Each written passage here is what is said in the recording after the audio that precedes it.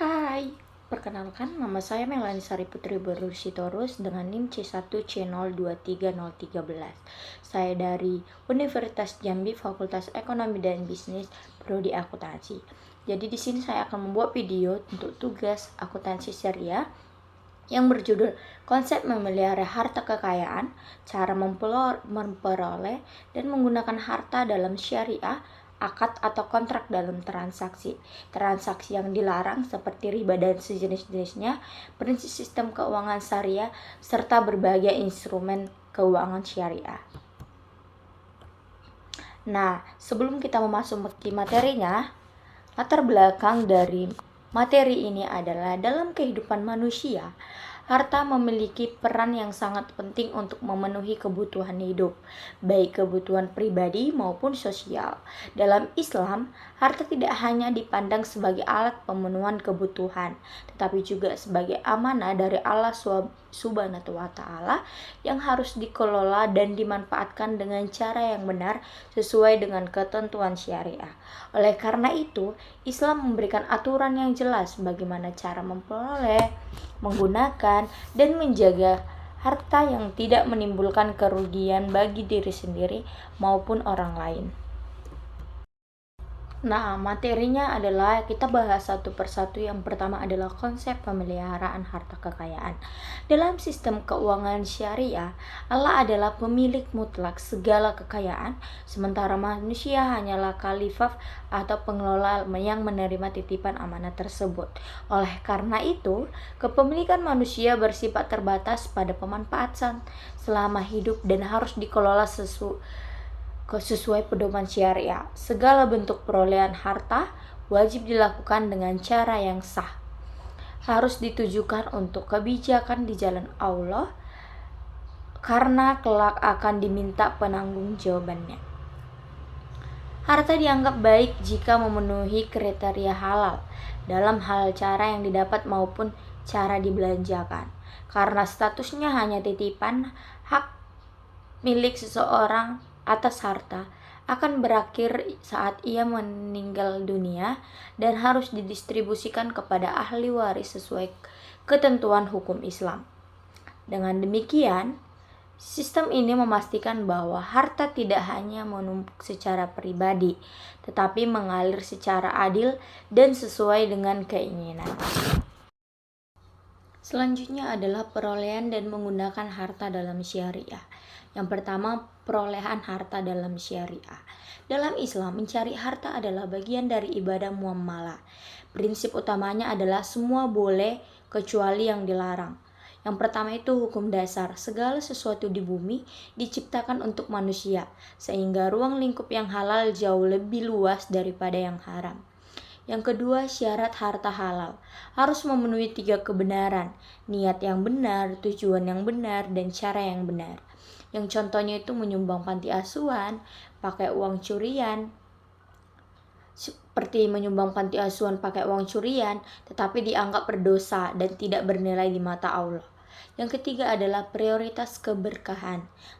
Muslim wajib memilih bidang usaha yang halal, meskipun keuntungannya lebih kecil.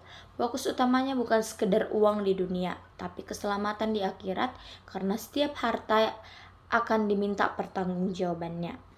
Yang kedua, yang B adalah penggunaan harta dalam syariah. Islam mengajarkan pengelolaan harta yang menyeimbang antara kebutuhan dunia dan bekal akhirat melalui 5 ketentuan. Yang pertama itu adalah infak dan sedekah. Sukarela mengeluarkan harta untuk kebaikan sebagai investasi pahala yang tidak terputus meski sudah meninggal. Yang kedua adalah membayar zakat. Kewajiban bagi yang mampu untuk membersihkan harta dan jiwa, serta menciptakan keadilan sosial bagi kaum yang membutuhkan. Yang ketiga, pinjaman tanpa bunga. Pinjaman tanpa bunga ini adalah membantu sesama dengan meminjamkan modal tanpa mengambil keuntungan atau memberatkan peminjaman. Yang keempat adalah meringankan debitur. Meringankan debitur adalah memberikan kelonggaran waktu bagi orang yang berhutang jika mereka sedang kesulitan, bahkan menyedekahkannya dianggap jauh lebih baik. Yang kelima adalah hidup proporsional, berada di titik tengah, yaitu tidak boros dan tidak kikir. Kesimpulannya adalah harta dalam Islam bukan hanya sekedar alat tukar, melainkan amanah yang cara ambil dan cara pakainya harus sejalan dengan ridho Allah Subhanahu wa Ta'ala. Selanjutnya kita akan membahas akad, kontrak atau transaksi. Secara bahasa, akad berarti ikatan. Secara hukum Islam, akad adalah kesepakatan antara dua pihak atau lebih melalui pertalian ijab dan kiabul yang menimbulkan konsekuensi hak dan kewajiban hukum. Yang terpenting adalah akad yang telah disepakati wajib ditepati dan tidak boleh diingkari. Akad dari segi ada atau tidak adanya kompensasi fikih, mujunalat membagi lagi akad menjadi dua bagian, yakni akad tabarru dan akad tijara atau muawada. Yang pertama adalah akad tabarru, adalah perjanjian yang merupakan transaksi yang tidak ditujukan untuk memperoleh laba. Tujuan dari transaksi ini adalah tolong-menolong dalam rangka berbuat kebaikan atau berasal dari kata bir dalam bahasa Arabi yang artinya kebaikan. Yang kedua adalah akad tijara, yang dimana akad tijara ini merupakan akad yang ditujukan untuk memperoleh keuntungan. Selanjutnya kita membahas sekilas prosedur dan istilah yang digunakan dalam riba. Yang pertama riba. Riba secara bahasa berarti tambahan atau tumbuh. Namun dalam terminologi syariah, riba didefinisikan sebagai tambahan yang disyaratkan dalam transaksi bisnis atau utang piutang tanpa adanya penyeimbang yang sah seperti usaha, risiko, atau biaya. Para ahli fikih dan lembaga Islam internasional termasuk MUI telah menyepakati bahwa bunga bank adalah riba yang dihukumnya haram karena tidak memiliki basis transaksi komersial yang adil. Larangan ini sebenarnya tidak hanya ada di dalam Islam, tapi juga diharamkan dalam agama samawi lainnya seperti Yahudi, Nasyari sebagai bentuk perlindungan terhadap keadilan ekonomi. Dalam Al-Quran, pelarangan riba dilakukan secara bertahap melalui 4 fase penting hingga penghamparan total, di mana praktik riba secara tegas dipertentangkan dengan sedekah. Jika riba dianggap sebagai bentuk penindasan yang mengambil keuntungan di atas kesulitan orang lain, maka sedekah dan zakat hadir sebagai solusi melalui konsep ta'awun untuk membantu fakir miskin.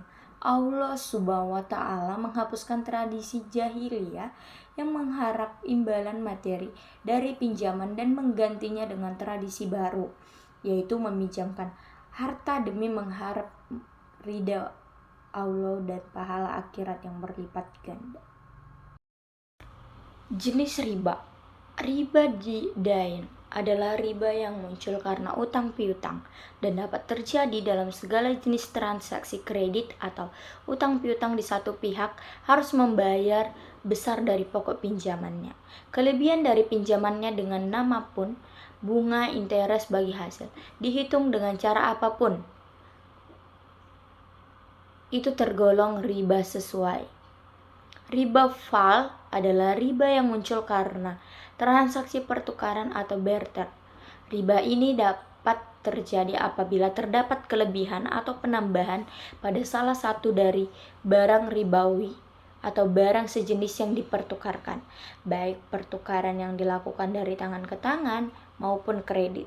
Contoh menukar perhiasan perak sebesar 40 gram dengan uang perak senilai 3 gram.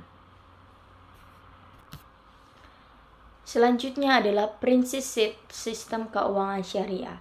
Di antara prinsip-prinsip syariah dalam sistem keuangan syariah, yang pertama ada kebebasan berinteraksi, yang dimana ini adalah didasari oleh prinsip suka sama suka dan tidak ada pihak yang terzalimi dan didasari akad yang sah. Di samping itu tidak boleh ada transaksi produk yang diharamkan. Yang kedua adalah bebas dari maghrib. Ini adalah eh, seperti masyir atau judi, gerahara atau penipuan, dan riba pengambilan tambahan dari harga pokok secara batil. Yang ketiga adalah bebas dari pengendalian, yang dimana ini ada rekayasa atau manipulasi harga. Yang keempat adalah setiap orang berhak mendapatkan informasi yang berimbang, memadai, dan akurat agar terbebas dari ketidaktahuan dalam bertransaksi. Yang kelima adalah para pihak yang bertransaksi harus mempertimbangkan kepentingan pihak ketiga yang mungkin terdapat terganggu, sehingga pihak ketiga diberikan hak atau pilihan. Yang keempat adalah transaksi berdasarkan pada kerjasama dan solidaritas yang saling menguntungkan. Nah, yang terakhir adalah jenis instrumen keuangan syariah. Ada 11 jenis instrumen keuangan syariah. Yang pertama, mudarabah, musyarakah. Yang ketiga, murabahah. Yang keempat, salam dan salam paralel. Yang kelima, istihna dan istinah paralel.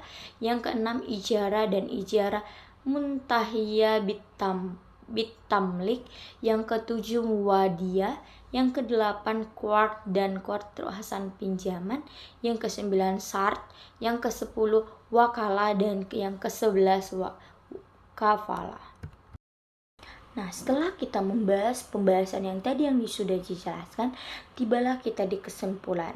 Kesimpulan dari materi ini adalah dalam pandangan Islam, harta adalah amanah yang harus dikelola berdasarkan prinsip maqasid syariah demi mewujudkan kesejahteraan individu sosial melalui cara-cara yang halal, transparan, serta bebas dari unsur riba, gerahar, dan maisir.